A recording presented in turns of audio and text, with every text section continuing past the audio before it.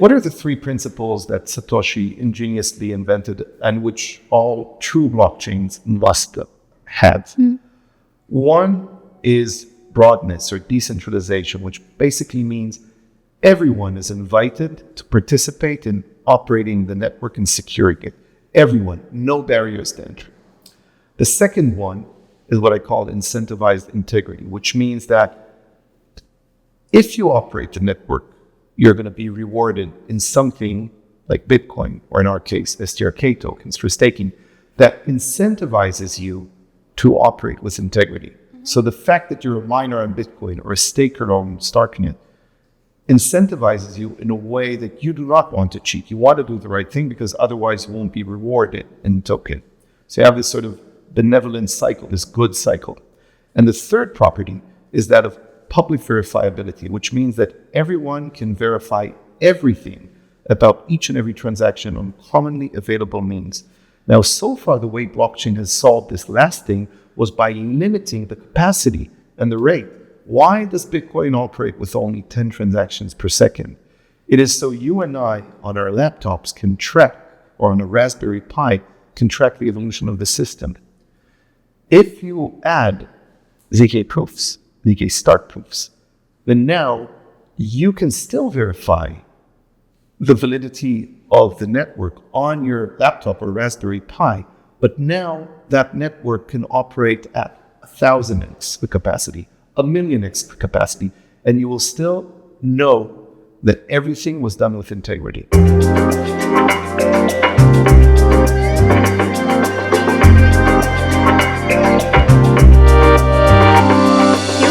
Eli Ben-Sasson, the co-founder and CEO of StarkWare, one of the largest Ethereum Layer 2s. Eli, it's great to have you on the Defiant Podcast. Welcome. Thank you for having me, Chami. So let's start with the basics. What problem does StarkNet and StarkWare solve? What's the vision behind it? And also, if you can get into why use CK proofs. So StarkWare is the first to embrace the scaling of blockchain using math, using ZK proofs.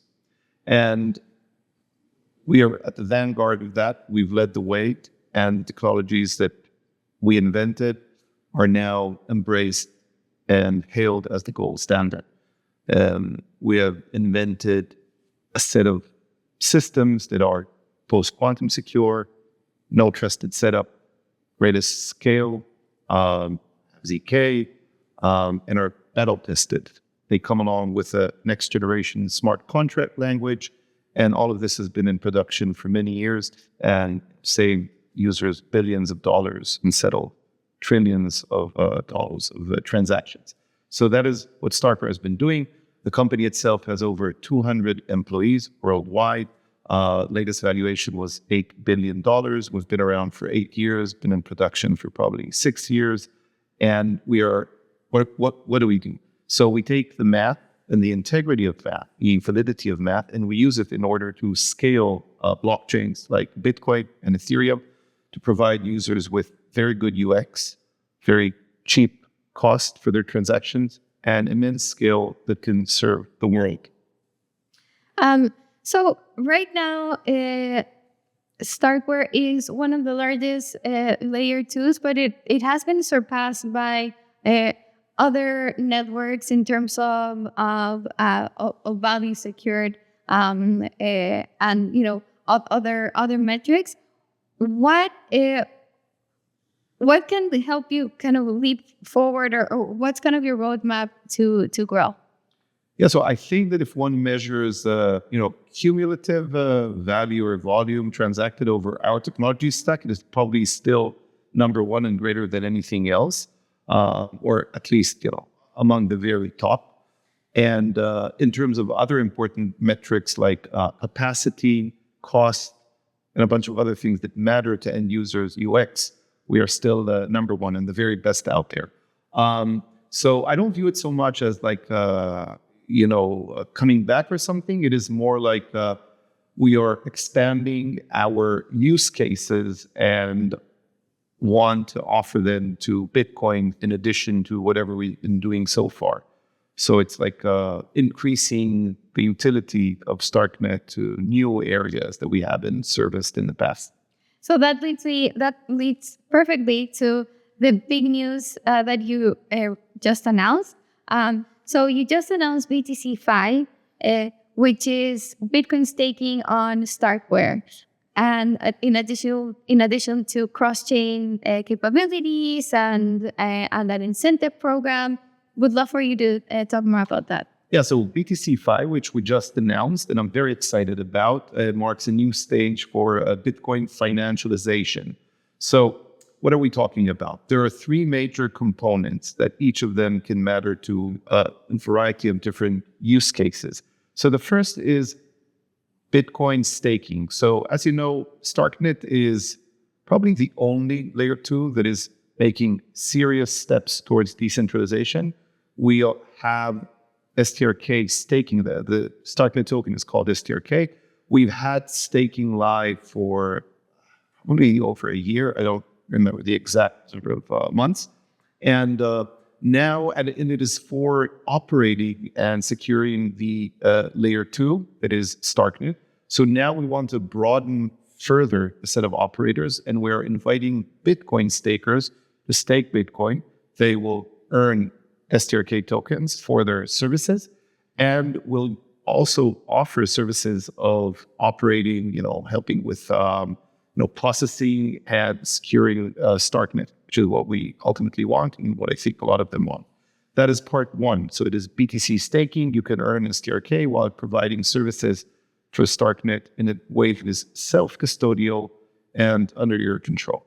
The second component is that the StarkNet Foundation has just announced a 100 million STRK BTC incentive program that is aimed to make borrowing stables against your Bitcoin as collateral the cheapest all around. So we believe there's a lot of demand for good, decentralized, truly self-custodial borrowing of stables against your Bitcoin. And we want to ensure that StarkNet is decentralized Bitcoin layer 2 that services this. So towards this end, the StarkNet Foundation has announced a 100 million STRK grant to make sure that we are the cheapest and best all around. Then the third part is, this is not StarkNet as a decentralized ecosystem is not like one team. It is many teams, and it is growing and expanding. And there are a large number of contributors that are part of this BTC Phi effort. So one contributor that I want to single out and mention is the RE7 crypto fund. It is a fund with over $1 billion of assets under management. It is regulated by the UK authorities, and it allows institutional investors to participate in a variety of funds that are about putting Bitcoin or stable and getting yield in Bitcoin. And a lot of these strategies are going to happen over the infrastructure that is StarkNet. So we have a new contributor coming in, a very exciting contributor, one that is institutional grade. Now, of course, do your own research, but it is something that I think a lot of Bitcoin whales and institutional investors would be interested in exploring. Okay, very, very interesting, and lots of items to get into. So let's dive into Bitcoin staking specifically. So this is actual Bitcoin that's being staked non-custodially on StarkWare. Does it need to be a wrapped version? Like, how trustless and permissionless is it? So it is currently WBTC. We will expand it over time. Our aim is to work and bring other versions of BTC wrappers, and further down the line, as we have things like BitVM bridges, and hopefully one day a full, Stark verification on Bitcoin, which would require soft fork. So we'll of course work towards that. So we will always offer the safest form of Bitcoin representation on StarkNet to be participating in the staking. So for now, it's WBTC. And in terms of what you need to do, so you basically need to bring it over to StarkNet, put it into the audited, battle-tested staking contract, and then you get STRK yield for the services that you provide with your WBTC. And this yield is coming. Exactly. Can you explain how the yield is generated? So first of all, I'm not sure if the correct professional term is yield, but what you are getting is you're putting in, you are staking Bitcoin in the form of WBTC into a staking contract. And then what happens is that as you're offering services, you could either do this directly by running a validator yourself, or the simpler thing for investors and users is to delegate, which is something that you can do with like one click, delegate to a large number of delegators, including teams like Anchorage or some of the wallets and a lot of the teams that have been working on top of StarkNet. Bitwise is another validator out there. So a lot of institutional grade and DeFi projects are running validators. You can delegate to them. And then what happens is they participate, or you participate directly in the decentralized operation of StarkNet. And in return, what happens is you receive over time STRK tokens as part of the minting rewards that go towards the service. Got it. And then what you were talking about, being able to borrow stable coins against that Bitcoin, that would be in addition to... That's a separate thing. That's separate. Yeah, so I mentioned 3 separate things are happening. First is the staking of Bitcoin. The second one, and there are a few auxiliary activities that are going to just spawn up naturally as we were already starting to see. I'll mention those in a minute. But the 3 major things that we have just announced, one is the staking. A second thing, which is separate, is the ability to are the incentives to the tune of 100 million STRK tokens that will go towards making borrowing cheap. So you can put a variety of different BTC wrappers, okay?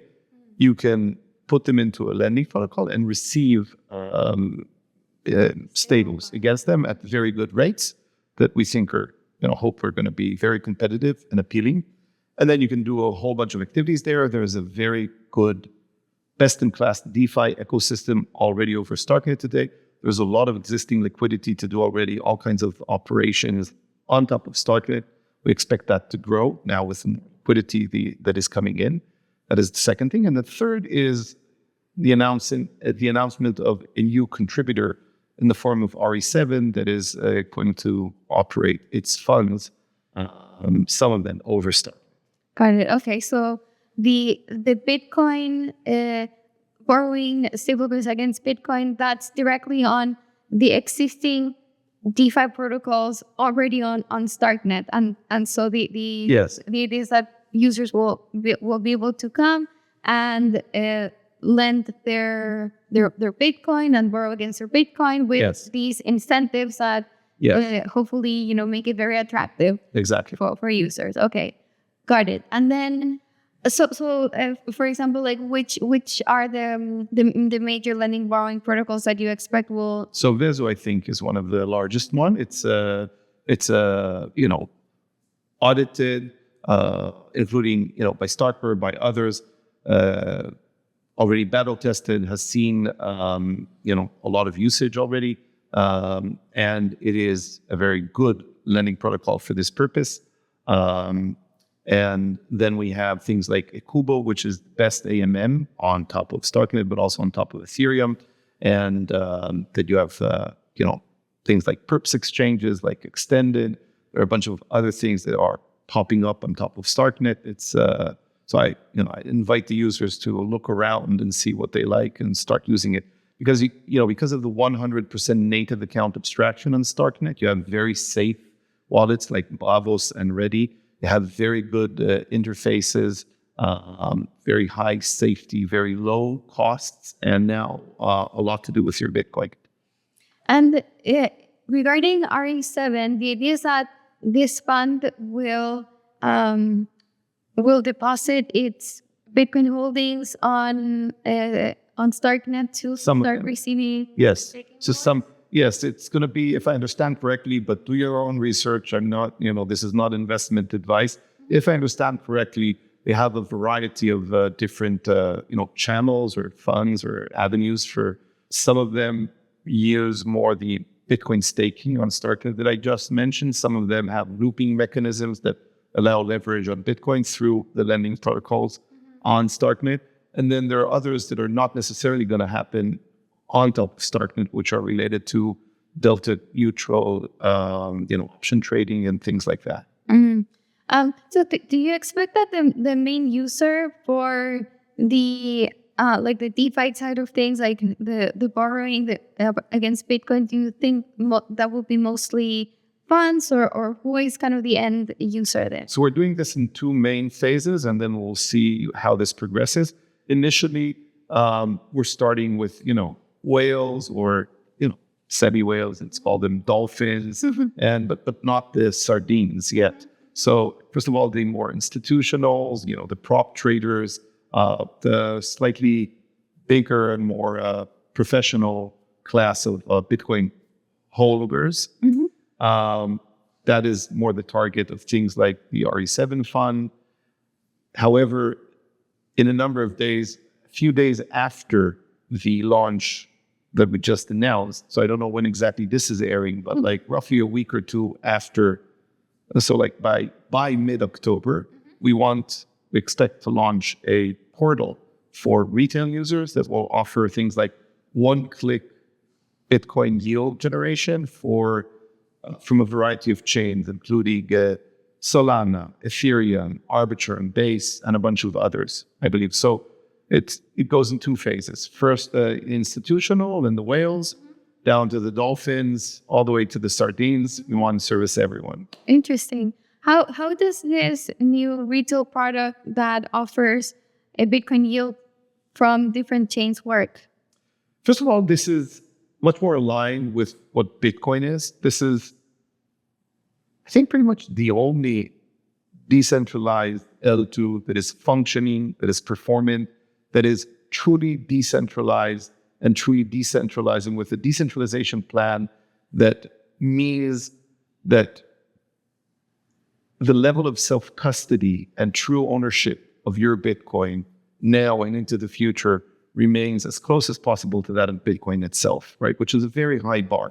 And I think most of the other places where you see financialization of Bitcoin today are either pure centralized exchanges or are things like that, a little bit in disguise, corporate chains or things that are, like Base or that are really, controlled by one single entity with no clear decentralization back. And so we think that there's demand for things that are more in line with Bitcoin, and also things that rely on newer, better DeFi protocols that can be found when you use a next generation smart contract language like the one that we have on StarkNet and on StarkNet only. But so how do you access yield on all these other things that you mentioned, like Solana? Like how would that work? It will be a one-click portal where you can, if you're a Solana user, you can, with your Solana wallet, and you have already some form of Bitcoin wrapper on Solana, you can, with one click, using your wallet, get, on the self-custodial way, you can get Bitcoin yield or a number of Bitcoin, things to operate or Bitcoin staking on top of StarkNet. I see. Okay. So without directly downloading a new wallet, without directly doing a wallet. So it will be very simple UX, very safe, that will be done with like one click in your parcel. If you're a Solana user, a Base user, Arbitrum user, one click, you can start getting all this goodness. Perfect. Got it. And then you mentioned this a little bit, but I'd love to dive deeper on it. How you said StarkNet, or you've said that StarkNet wants to be the execution layer for Bitcoin. Yes. And that's a big statement, especially with all of the Bitcoin L2s that are being built. And, it's like there's a lot of competition to become. Yes. So especially versus Bitcoin layer 2s. Why do you think StarkNet has an advantage to beat us? There are several things that make StarkNet unique. First of all, it is a next generation smart contract language. So in the world of Ethereum L2s, I could see a point for wanting to be Ethereum compatible, right? So I could see a point there. But if you're already building an L2 for Bitcoin, which is not EVM compatible, and there are even some there that have an aversion to things that are Ethereum and want things with higher safety, things that are more formally proven and verified as virtual machines, like the simplicity language and stuff like that. So Cairo, which is the virtual machine and programming language for StarkNet, offers this better experience, 100% native count abstraction, multi-calls. With one operation, you can do much more. You can have massive computation at your hand. So I'm saying, number one, you have a next generation programming language for smart contracts, which is already battle tested, production ready, has been in use. And just like in the world out there, programming languages, they evolve in generations. We're not programming today in COBOL or Ada or C. The world is evolving. So with all due respect for Solidity, which is the first generation programming language, there are going to be things that are better, newer, and safer. And Cairo is one of them. So that's differentiator number one. The second is that I have a lot of respect for many of the teams that are trying to build an execution layer for Bitcoin. StarkNet stands out in the size of the team, the scale, the size of the ecosystem, the number of things that are already built and operating on it for years. So it's something unique. You don't see this with any other. So there's a first mover advantage here on coming with a fully built chain. A lot of the other L2s are sort of, the main thing you can do initially is basically farm the token that one day will. For us, you have the largest, most thriving gaming community on StarkNet. So there are fully on-chain games. There are perps exchanges. There's prediction markets. There are a lot of things that are already live and being used, lending protocols and so on. So that's the second differentiator, right? I mentioned two: better new programming language that is better suited for the needs of Bitcoin and the higher safety demands. The second is the fact that it's the largest and most thriving ecosystem among the Bitcoin L2s. And third is related to safety, security, decentralization, things that really matter to a lot of Bitcoin whales and holders, right? You're holding Bitcoin because you believe in these values. And StarkNet is the furthest along that parameter of safety, security, decentralization. As I said, we invented a lot of the ZK tech that everyone else is now using. We were the first to bring it to production. So have the best tech, highest scale, which means also the lowest cost, best UX, safety. So I think this is what differentiates us. For sure. I like the counter argument I could think of is, wouldn't Bitcoiners want a network or a layer 2 that validates or that it approves their transactions back to Bitcoin instead of to Ethereum? So that way you can, have a maybe more direct Bitcoin wrapper instead of having to trust. Yes, we would love. Look, we would love to do that. We are constantly at the very edge of what research allows. We're doing a lot. We have a lot of exciting news on things like BitVM. Our team has came out with things like ColliderScript and ColliderVM, which are even, on some fronts, they're better than BitVM. We put $1 million into an independent research fund to fund the pros and cons of OpCat. But the reality is that right now, there is no way to settle Stark proofs onto Bitcoin, truly. I would love for that to happen. And you know what? I know that a lot of Bitcoin OGs, like Adam Beck, Luke Dash Jr., Andrew Polstra, many others, they actually would also like things like OpCat to happen. They would like to see even things, that would allow for more efficient Stark verification. We would love for that to happen. We are working and dedicated towards that. Unfortunately, it is not the case today. It is impossible today to settle a Stark proof, which is the highest grade of security and the best way to scale Bitcoin. We cannot settle it onto Bitcoin. That's the reality. So yeah, maybe one day, but for now, the advantages that you do have is better programming and this more liquid, larger ecosystem with working DeFi, gaming. Listen, Camia, I promise you this. One, we will not rest, and we will work as hard as possible within whatever is allowed to us to make this a reality. I mean, Stark verification onto Bitcoin. It's number one. Number two, we will be the first once, OpCat or something similar is adopted on Bitcoin. We will be the first to have Stark proofs verified there. In fact, we already did that on testnet alongside the L2IV team and Wenki Chen.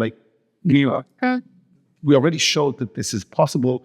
We're working, we're implementing similar things onto Simplicity, which is a side chain of Bitcoin that allows for this to happen. We will be the first to have this technology deployed on Bitcoin if the right soft fork is ever adopted. Yeah, it seems. I mean, it's a feature of Bitcoin, right? It's very slow moving, and it takes a lot for consensus to happen. Yeah, I don't think. Maybe not a feature. I'm not sure I could call it a feature. I think that it's more a bug than a feature. I have no doubt that if Satoshi was around, he would already have returned OpCat and have OpStart a long time ago. Yeah. I mean, as a DeFi fan, I would love to see that happening and get more actual kind of putting Bitcoin to work. But yes, we shall see. Okay, so you talked about the different projects that you see spawning from BTC Phi. Would love to hear more about that. Yeah, so I mentioned RE7. That's one fund that is coming and leading the way. There are a number of existing protocols on StarkNet that are next generation, really good. One of them is an automatic market maker called Kubox, built by one of the leading engineers on Uniswap version 3. It has very low slippage, very good rates, very good UX, very safe. That's an AMM. There's the lending protocols such as, for example, Vezu, which is also being used by RE7 and offers very good borrowing rates against your Bitcoin and then other assets. There are DEX aggregators like Avenue, which is really, really good. There are very good UX wallets that allow you Web 2 interface while having Web 3 security without the need to download, 24 words and write them down, stuff like that. Things like the Bravos wallet, the Ready wallet. They also have connection to debit and credit cards in certain jurisdictions. That's something that you can get with Ready. Personally, most of my daily consumption is with the Ready card. That I highly recommend everyone, sign it up and getting it. They're on their way to launch a neobank. It's also based on our technology. There's perps exchanges like Extended, which is, has, as we're speaking, we're recording this a bit before, but hundreds of millions of dollars of volume. So there's a variety of DeFi stuff to be done on StarkNet, and a lot more is coming. Nice.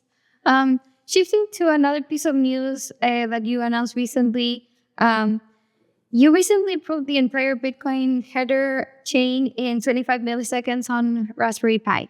Can you explain the significance of this? What will this enable? Yeah, so first of all, this is emotionally, personally to me, this is very much closing a certain cycle or almost there. So, I used to be a mathematician, a researcher. I co-invented a lot of the technology that is used in ZK today. The Zcash protocol, which I co-founded, is based on research that I, co-authored. The ZK Starks, which are now the standard, I co-invented them.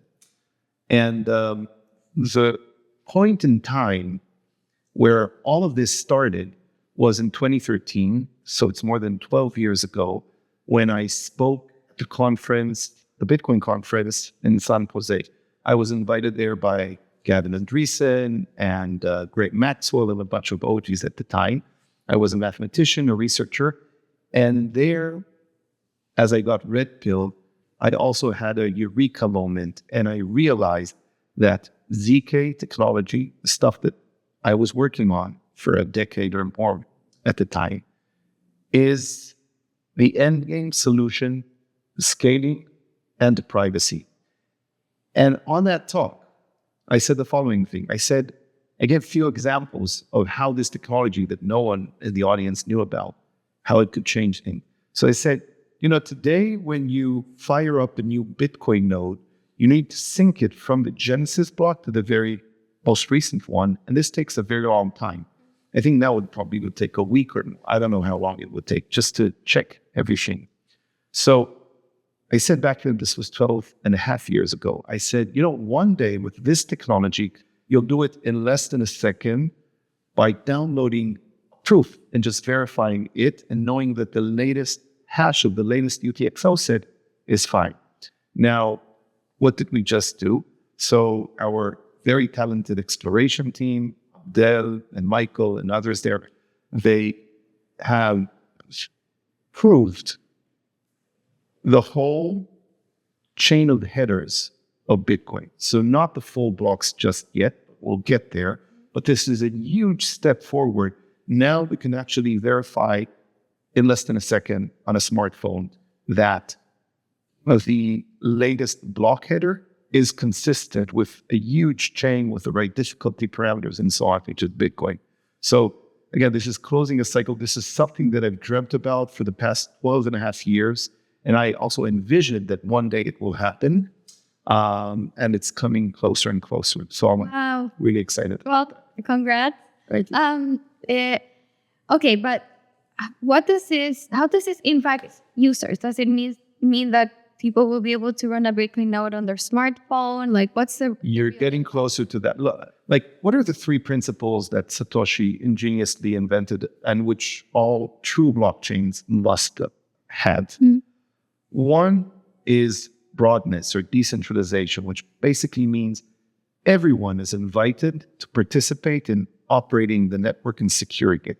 Everyone, no barriers to entry. The second one is what I call incentivized integrity, which means that if you operate the network, you're going to be rewarded in something like Bitcoin, or in our case, STRK tokens for staking, that incentivizes you to operate with integrity. So the fact that you're a miner on Bitcoin or a staker on StarkNet incentivizes you in a way that you do not want to cheat. You want to do the right thing because otherwise you won't be rewarded in token.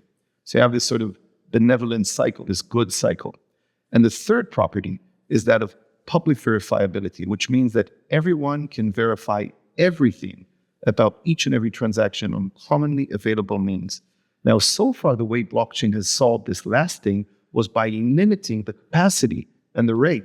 Why does Bitcoin operate with only 10 transactions per second? It is so you and I on our laptops can track, or on a Raspberry Pi, can track the evolution of the system. If you add ZK proofs, ZK start proofs, then now you can still verify the validity of the network on your laptop or Raspberry Pi, but now that network can operate at 1,000x the capacity, 1,000,000x the capacity, and you will still know that everything was done with integrity. So this is a thing here, right? You can have Bitcoin operate potentially at 100x, 1,000x capacity, and you will still, on a Raspberry Pi, be able to verify that everything has been done with integrity. So do you mean that thanks to this, Bitcoin transactions per second could increase by 100x? Yes, but more realistically, because I appreciate, the desire to apply minimal changes to Bitcoin, it would look probably something like this. Octocap, which is 9 lines of code written by Satoshi, would be reintroduced. Possibly also a bunch of other opcodes that are very, very safe that would allow things like 32-bit multiplication and addition. These are basic operations that any CPU, for generations already has them. Very safe stuff. You add one opcode or a few more, and then what happens is you get all of this immense scale happening on the execution layer for Bitcoin, which is StarkNet, and there'll be a bunch of others, right? So you'll have all of that happening. Bitcoin itself will not change. You don't need to change its rate. It's it's block size. Everything can stay the same, and you will be able to verify millions of transactions per block. I see. Okay. So this is meant to happen more on the layer 2. Yes. Okay. Yes, exactly. On the execution layer for Bitcoin. So Bitcoin will be the settlement layer. This is like gold, it's digital gold, right? But when you want to financialize it, when you want to borrow against it, when you want to do stuff, buy whatever, a cup of coffee. You have this means to scale it. You have these means to scale it. And you can take it and return it as often as you want. It would probably be more costly to bring it back just because Bitcoin will have more TPS by then, and things will be slightly more expensive to bring back and forth. But it's like, your main Bitcoin assets, you probably want to keep them on settlement layer, which is Bitcoin. But your daily consumption, it's a little bit like, cash in your pocket. So you'll go with a few dollars in your pocket, and back in the day, now it's on smartphones. But like back in the day, you would go with whatever, $20 in your pocket, $100 in your pocket. And, your main saving would be somewhere else. So something like that would be the relationship between the settlement layer that is Bitcoin and its financialization layer and execution layer, which is Stark. But for this to happen, you'd have to have all these opcodes approved. Not exactly. So this is happening right now as we speak, and it will expand. What will happen is that soon with BitVM bridges and hopefully Collider VM bridges, you will have also safer ways of right now, all of this bridging and moving between Bitcoin, the settlement layer, and its financialization layer is done by multi-sig bridges, okay? Because we can't do anything else, right? Yeah. The technology does not exist yet. So we'll have BitVM bridges, and we will offer BitVM bridges, which offer a 1 out of n kind of economic security, which is better than, it's a different place in the spectrum. And then finally, we're going to have, hopefully with OpCat, we will have true cryptographics, ZK start-based security for the for the execution layer. Okay. So these opcodes are to improve the connection between the settlement layer and the execution layer. Yes, to improve the security, to aspire to true cryptographic security, which is the security of Bitcoin, right? It's cryptographic security. We rely on the security of SHA-2.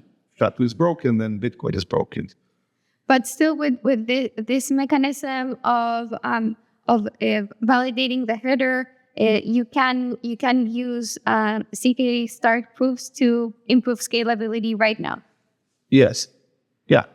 But this is what we're doing now. This is what we announced, right? That you can now, when you operate on StarkNet, you get higher scale. You get the security of the ZK Stark proofs that are securing the StarkNet. Nice. Awesome. Now, I'd like to go back to something you mentioned earlier on just StarkNet versus other layer 2s. Yeah. And you said that StarkNet is the only one that's moving forward with actual decentralization. To the best of my knowledge, yes. What do you mean by this? Like exactly why do you make that argument?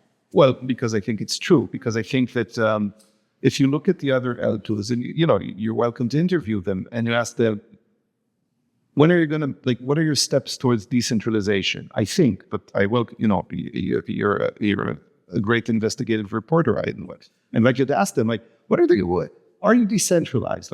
When are you? What the answers I get is there are many validators. They're decentralized. That's not decentralization. That's not decentralization. Okay. Decentralization is moving towards a world where anyone can be an author. Anyone. That's decentralization. Because, your bank, my bank, they have many, right? They have many machines that are operated on many different platforms. Some of them on Amazon, some of them on. So the fact and signing an agreement with some other corporation that it will run a machine for you is not decentralization. That's not how Bitcoin works. That's not how Ethereum works. They work by saying anyone who has commonly available means, right? Either hashing capabilities. You don't need to fill in a form. You don't need to fill a form. You don't need to sign a contract. You don't need to be some known entity. You just need to have enough hash power. In the case of Bitcoin, in the case of Ethereum, you need to have enough ether, and then you're part of this protocol. And that is true decision. So when they say, there's a number of different parties, I said, but can I just get 32 or 1,000 ether or whatever is the token and offer these services? And I'm pretty sure they'll be answered, no, sorry, you cannot. That's fine. You'll ask them, okay, when will I be able to do this? And I would love to hear, when can I start doing this? And I think. Interesting. Okay, I'll have to press further on that question. Yes. Okay, but StarkNet is going down that fully decentralized route, where anyone can become a Yes. So our most recent version is the first to have a tendermint protocol for the basically selection of a sequencer and proposer of blocks. Okay. Right now, StarkWare is still running all of the machines on that. So in that sense, I'm not claiming that we have reached full decentralization, but I am claiming that this is a temporary period where the full protocol is already running. And with time, the next version, the next major version, which is going to be version 15, will have the requirement for validators to validate blocks. And after that, I don't know which version still, what is its number? We haven't numbered it yet, but you will have full block proposal and production and proof generation. Basically, all you need is enough STRK tokens staked, and you will be selected proportionally to that, just like on Ethereum or with Bitcoin, it's hash power. What's the timeline for that? I would guess by the end of 2026 we'll be there. Thanks. All right, we'll have to have you back Please. Here and check. All right, now wrapping up. So you're taking huge steps towards being Bitcoin's execution layer. So what do you envision as StarkNet's role in the broader blockchain ecosystem? Do you want to be known as the Bitcoin focused layer 2, or what's your just big vision for StarkNet? What do you want it to be known for? Well, we are already known for inventing the technology that now everyone has embraced. So we have that already, and I'm very proud of that. Right. So everyone knows that ZK Starks are the end game for scaling blockchains. They're also post-quantum secure. They are the way to also, at some point replace the digital signatures with something that is safe against quantum computers. So that we already have. So sorry. Do you? So with that, would you want to be the source for the technology that all the major chains are using, and is kind of the de facto technology? Well, it is becoming the de facto technology as we speak, and because it's open source and there's no license, certainly not on the algorithms that I ever wrote and in my scientific papers. Our competitors, everyone is adopting this technology, which is great. So, and we're already known for that, and I'm very happy for that. Now, what I envision for StarkNet is we're all familiar with the World Wide Web, right? Which is this network, peer-to-peer network that is great for information.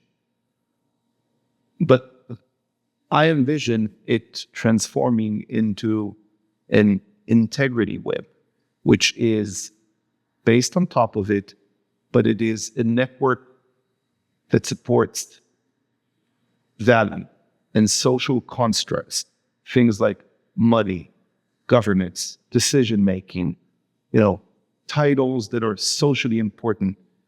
Each and every one of us owns our life or property, our digital assets in a way that is truly ours. And this is very decentralized.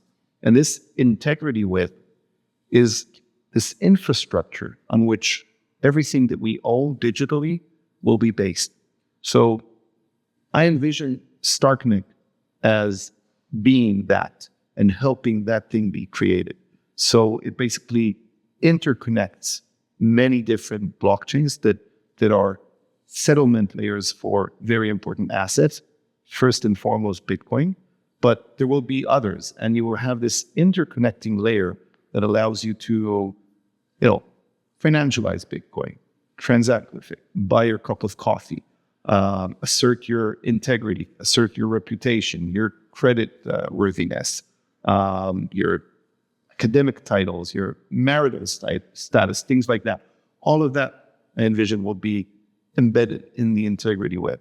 And I envision StarkNet is going to be not just the provider of the core math and technology, which is already shaping up. I think it will also be a very integral part of this integrity web. Nice. One follow-up. So this vision is very much focused on creating a network for assets like Bitcoin to become like its execution layer, an integrity layer. Other networks are focused on attracting companies, and obviously Arbitrum with Robinhood is one example, and there was this fight for Stripe, but it ended up doing its own chain. So there's this kind of, I guess, land grab for becoming the network for companies to launch their own layer 2s, their own chain. I do not believe in corporate chains. Even if they are decentralized, do you not want StarkNet? No. It's a so corporate chain is a decentralized chain is a contradiction in terms. Decentralizing means I'm creating something that I am not controlling, that I'm not part of. And I think in most of the cases that I know of, corporate chains are, I have a thriving business, Stripe, probably not. This blockchain thing is great. I want to use it, which is a reincarnation of the permission chains, the Hyperledgers, the Cordas, the R3. I did not believe in them back then, and I don't believe in them now. On the day that Facebook announced, they called it initially, I think, Libra, and on the day they said, here's Libra, big news, I tweeted, and I'm very proud of that tweet. I tweeted, this will be very good for crypto, but it will not work out for Facebook. And people were like, come on, man, it's Facebook, right? And that's what happened. So with the same degree of conviction, I'm saying I don't believe in corporate chains. I think they're very good for crypto, but I don't think they will play out through the corporations in the way they think about it. Because everything about crypto is you own your life. Anyone can do whatever they want. No restrictions.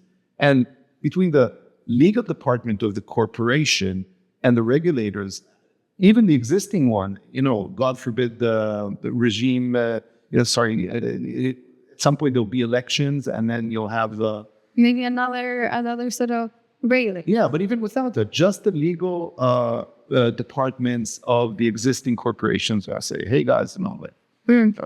And then you have business interests. But between all of those, they will end up being places that are not really what blockchain is about, which is, what is blockchain about? Blockchain is about freedom, about you own your life. Not Stripe or Robin. And the whole way that centralized corporations like that are, look, custody it with us. And it's going to be really easy for you. We'll take care of everything. This is what crypto is out to disrupt. So anyone who comes from that model of just custody it with us, things are going to be really easy.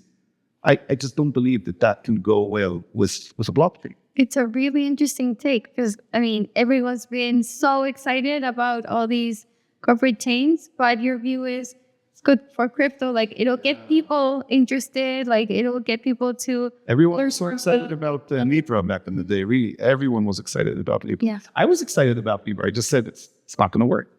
And you don't think Robinhood chain, Stripe chain, etc. will work? Well, they will function. Like, there are a whole bunch of permission chains today, right? You know, there are teams that use Hyperledger. Mm-hmm. But will it be something exciting and part of the integral business of the corporation? I don't think so. I think they may do it, and then at some point, someone's going to... I think it'll be more like a side project than like a core. It may be a main project, but I think that a few years later, when the corporation looks at it and says, wait a second, isn't there, like, why are we... So either it ends up like being completely centralized, and like, someone said this a long time ago, and it's really, I think someone from A16Z said, blockchain is this horrible technology. It does everything worse. It's slower, it's more expensive, it's like worse UX. There's only one aspect that it does different, and it is this decentralization, that this lack of control. So you're taking a technology that if you remove decentralization, is just worse. Mm. You know, and you're bringing it under the purview of a corporation, which is centralized. That's fine. You know, businesses are great. Now, why have a blockchain? yeah, so right, and that's exactly what happened with the hyperledgers back in the day. Folks are still running them. That's fine. Like, but you know, are you covering them in the Defiant? Are like people excited about them? So okay, so just to round up, so for StarkNet's long-term vision, that's not where you're going. Where you're not trying to attract corporations to build their own kind of StarkNet-based chains like others are. That's not a focus of that. Mm. Interesting. Well, a very contrarian view. Super interesting take. As a You contrarian, really? totally contrarian. Really? Yes. True crypto people.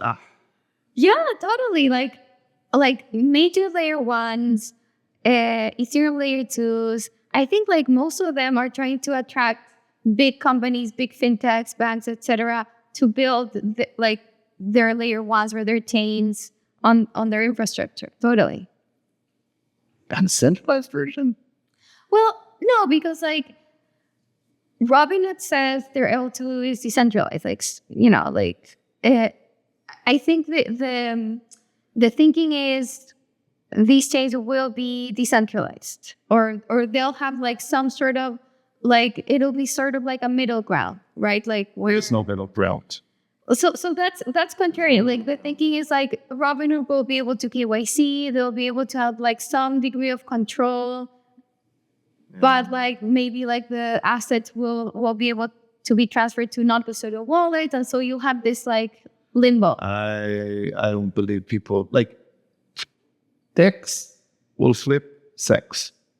Decentralized, better decentralized. Once you have good UX, good scale, low cost, everyone like the friction will be, yeah. We shall see. I think you have a good point. But yeah, I love having this take because I haven't heard it before. Really. All you need is good scale, good UX, low cost. Everything that you already have today on StarkNet. Mm. So yeah, very confident. Awesome. Well, excited to see this, and excited to see a new Bitcoin ecosystem on StarkNet as well. Thank you, Camille. Right.